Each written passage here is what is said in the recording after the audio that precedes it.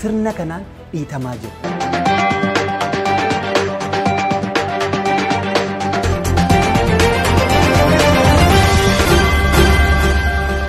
Oduu teenya jalqabaatiin badii tokko malee haala suukanneessaadhaan kan ajjeefaman Jaalbattee Urgeessaa erga ajjeefamee waggaa guuteera. ABO keessatti maqaa guddaa kan qabu falmaa mirga namoomaatii fi dubbatee amansiisaa Oromoo guddicha kan ta'e hayyichi siyaasaa Oromoo Jaalbattee Urgeessaa Ebla 9 galgala kaarraa ajjeefame. Ajjeechaa batteetiin wal qabatee koomishiniin Abiyyi ijaare ajjeechicha qaamoonni nageenyaa Abiyyi Ahmadii fi Shimallis Abdiisaa ijaaran ajjeesuu mirkaneessee ture. Waggaa tokko guutuu Jaalbattee irratti gabaasa bal'aa dhageessu. Oduu itti aanuun Ministeerri Muummee Abiyyi humnoota qaama alaa faana ta'uudhaan Itoophiyaa keessatti rakkoo uumuudhaaf tattaafatan dhabamsiisuudhaaf dhaadatan. Gama biraatiin dhimma ulaa galaanaa irratti mootummaan federaalaa kan Abiyyi Ahmadiin hoogganamu ibsa cimaa baaseera bal'inaan dhageessu. Oduu teenya xumuraaf biyya alaatiin Gaazaan dirree du'aa taatee jiraachuu dhaabbanni mootummoota gamtoomanii beeksise. Gabaasa bal'aa isin biraan geenya akka moltan daawwattootaaf hordoftoota Anolee Global Media oduu odeeffannoo keenya galgala kanaa qabannee dhufneeti jirra. Odeeffannoo keenya ijoo isaa amma dhageessan guutuu isaa isin biraan geenya. Haga xumura sagantaa keenyaatti dhaggeeffachuun yaada qabdan gara koomentiitiin nuuf barreessaa. Viidiyoon keenya namoota hedduu biraa akka dhaqqabuuf immoo like, share, subscribe godhuun dagatinaa isiniin jenna. Kallattumaan gara gabaasa bal'aattiin isin qajeelcha. Oduu teenya jalqabaatiin badii tokko malee haala suukanneessaadhaan kan ajjeefaman Jaalbattee Urgeessaa erga ajjeefamee waggaa guuteera. ABO keessatti maqaa guddaa kan qabu falmaa mirga namoomaatii fi dubbatee amansiisaa Oromoo guddicha kan ta'e hayyichi siyaasaa Oromoo Jaalbattee Urgeessaa Ebla 9 galgala akka har'aa ajjeefame. Ajjeesuu fi buqqaasuu dararuuf dhabamsiisuu akka injifannootti gareen lakkaa'u Jaalbattee Urgeessaa dhabamsiisuun haqas dhorkataniiru. Jaalbatteen Ebla 9 galgala akka har'aa bakka dhaloota isaa Maqiitti hoteela qabatanii bulan keessaa baafamuun konkolaataa irraa buufamanii haala suukanneessaa ta'een ajjeefamuun reeffi isaanii daandii gubbaatti Ebla 10 gatamee argame. Hayyuun siyaasaa guddichi kun ajjeefamanii daandiitti erga gatamanii reeffi isaanii mul'atee booda duuti isaa guutuu Oromiyaatti rifaatuu uumuun yaadannoo waggaa har'aati. Ajjeechaa Haacaaluu Hundeessaatiin kan hadoode uummanni Oromoo bal'aan ajjeefamuu Battee Urgeessaa irratti guddoo rifatus akka gaafa Haacaaluu Hundeessaa yoo xiqqaate hiriira bahuun homaa mormuufillee carraa hin arganne. Du'aatiin Oromiyaatti waggaa 6 gaggeeffame sabichaaf qaama ta'uun sadarkaa ajjeechaan akka salphaatti ilaalamu irra ga'uun waggoota 5 kana waanuma baratamedha. Jaalbatteen ajjeefamee waggaa tokko ta'us har'a dhiigni isaa daandii irratti gannaqamee hafeera. Ajjeefamuu Battee Urgeessaatiin wal qabatee dhaabbileen idil addunyaa qorannoon walaba akka gaggeeffamu gaafachaas turan.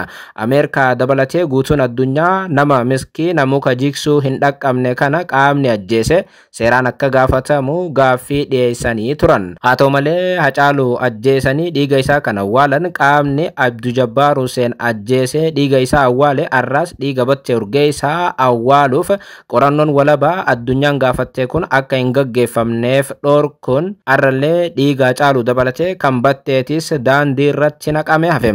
Ajjeechaa Battee Urgeessaa irratti koomishinii mirgoota namoomaa Itoophiyaa kan Abiyyi Ahmad ijaaree qorannoo jalqabee guyyoota muraasa booda dhiibbaa qaamonni nageenyaa Shimallis Abdiisaa raawwataniin qorannoo gaggeessuu dadhabuun qorannoo sana addaan kutuu beeksisuun ni yaadatama. Kun ta'ullee qorannoo guyyaa muraasa keessatti gaggeesseen koomishinii mirgoota namoomaa Itoophiyaa Jaalbattee Urgeessaa waraana mootummaa Abiyyiin akka ajjeefame ibsuun ni yaadatama. Koomishiniin mirgoota namoomaa Itoophiyaa ajjeechaa sana qaamni nageenyaa akka raawwate waan irra ga'eef xalayaa barreessee pirezidaantii naannoo Oromiyaa obbo Shimallis Abdiisaatiif erguus isin biraan ga'uun keenya ni yaadatama. Kanaan cinaatti ajjeechaa sana qaamni nageenyaa sababa itti raawwateef qorachuudhaaf garuu koomishinii mirgoota namoomaa Itoophiyaa yeroo ga'aa hin arganne. Sababiin isaatis ammoo waraanni mootummaa waan koomishinicha irratti dhiibbaa taasisaniif ture. Gama biraatiin ji'a muraasa dura akkuma isin biraan geenyee turre Battee Urgeessaa ajjeefame ji'a 7 booda maatiin Battee Urgeessaa ilmaaniif haati warraa isaa gara Ameerikaatti baqachuuf dirqamuu gabaasuun keenya ni yaadatamam. Wayita sana maatiin baqachuu hordofee Koomishinii Mirgoota Namoomaa Itoophiyaa ibsa laatee tureen ajjechaa Battee Urgeessaa irratti ammas qorannoo gaggeessuudhaaf yaalii godhaa akka jiru himee ture. Garuu qorannoon sun ammas xumurame moo hin xumuramne kan jedhu wanti ifatti jedhame gama Koomishinii Mirgoota Namoomaa Itoophiyaatti homaa hin jedhamne. Kanaas ta'e sana hayyuun guddaan Oromoo inni mootummaa quba tokkoon dhaabe akkasumas ammoo qawwee tokko osoo hin kaasin afaaniin amansiisuu danda'e Battee Urgeessaa ajjeefamee arra waggaa tokko ga'eera. Ajjeefamee waggaa tokko guutuu Battee Urgeessaa hordofee guyyaa boruu irraa jalqabee sagantaan yaadannoo bakka hedduutti ni godhama jedhameera. Lammiilee Oromiyaa nuti qabsoofnuuf sun har'a darara jala jiru. Sirna kanaan dhiitamaa jiru. Qabsoo isaaniitiin masaraa mootummaa qaamni galee deebisee isaaniitti qawwee gargalfata. Oduu biraatiin Ministeerri Muummee Abiyyi humnoota qaama alaa faana ta'uun Itoophiyaa keessatti rakkoo uumuudhaaf tattaafatan dhabamsiisuudhaaf dhaadatan. Gama biraatiin dhimma ulaa galaanaa irratti arraas mootummaan federaalaa kan Abiyyi Ahmadiin hoogganamu ibsa cimaa baaseera. Mootummaan federaalaa ibsa kana kan baase marii manni maree nageenya biyyaalessaa arra jechuun roobii ebla 9/2025 taasise hordofee ibsa waajjirri Abiyyi baaseeni. Ibsichi marii Ministeerri Muummee Abiyyi Ahmadii fi qondaaltonni olaanoon mootummaa federaalaa hoogganaa raayyaa ittisa biyyaa Fiild Maarshaal Biraanuu Juulaa dabalatee kanneen biroo bakka argamanitti haala biyyaa naannoof addunyaa qorachuu ereera. Dhimmoota manni marichaa waltajjii kana irratti dhimmoota xiyyeeffannoo barbaadan jedhee adda baase keessaa dhimmi tokko qaamolee daandii fedhii ofii humnaan kabachiisuu fudhatan ilaallatu ture. Dhaabbileen kunneen bifa adda addaa qabaachuu naannolee adda addaatii fi biyya alaa keessatti argamu kan jedhu ibsi manni marichaa baase shirri kiyyoon saamichi ukkaamsuun garajabummaan daldalli seeraan alaatii fi humnaan fedhii raawwachiisuun mallattoo isaanii ta'uu ibsa manni marichaa. Ibsi kun qaamoleen kunneen diina Itoophiyaa biyya keessaatii fi biyya alaa waliin tumsuu fi kanneen olola sobaa gaggeessan ta'uu himam.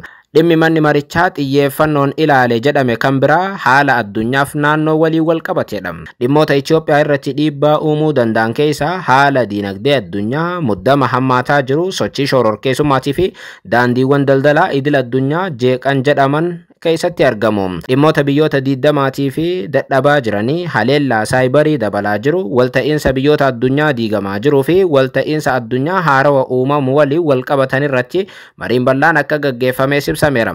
Biyyoota kamtu diigamaa fi dadhabaa jira kan jedhu garuu ibsa kana keessatti hin eeramne. Manni marichaa dhimmoota kanneen irratti mari'achuuf dhimmoota adda addaa irratti kallattii akka kaa'e ibsi kun ni kaasa. Dhimmi manni marichaa kallattii kaa'e keessaa tokko dhimma gareewwan qabsoo hidhannoo gaggeessaa jiran ilaallata. Rakkoolee naannolee adda addaa keessa jiran karaa nagaatiin marii siyaasaatiin furuudhaaf yaaliin eegalame firii buusaa jira kan jedhu ibsi arra waajjira Abiyyiin beekuna mala aadaa dabalatee daandiiwwan nagaa hunda fayyadamuun yaaliin godhamu caalmaatti galma ga'uu danda'a jedha ibsichi. Gama kaaniin daandiiwwan nagaa didanii humnaan waan barbaadan raawwachuudhaaf gareelee socho'an irratti hojii seera kabachiisuu cimsee akka itti fufu manni marichaa mirkaneesseera. Diinota Itoophiyaa irraa ergama fudhachuun biyya keessatti warra rakkoo uumuudhaaf yaalan hanga cirumaa badanitti seera kabachiisuu fi daandii nagaa fayyadamuun akka itti fufuus ibsam.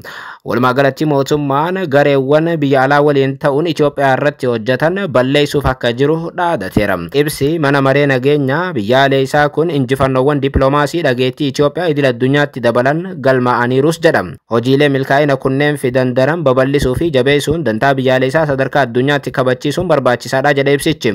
Manni maree kun ibsa isaa keessatti tattaaffii ulaa galaanaa argachuu irratti godhamu ilaalchisee qajeelfama laateera. Ibsi manni maree nageenyaa baase ammoo tattaaffii mootummaan ulaa galaanaa argachuudhaaf taasisu kaka'umsa oowwaa amma jiruun akka itti fufu qajeeltoo dandeessisu kaa'uu ibseera. Mirga Itoophiyaa ulaa galaanaa argachuu kabachiisuuf hojiin dippiloomaasii seeraawwanii fi nagaa qabeessa bu'uura godhachuun eegalame kaka'umsa oowwaa jiruun akka itti fufu qajeelfamni kaa'ameera jedha. Ibsi kun haala siyaasaaf diinagdee amma jiruun Itoophiyaan birmadummaa imaammata ofii eegsisuun dantaa ishee kabachiisuun ga'ee irraa eeggamu bahachaa jirtis jedha ibsichi.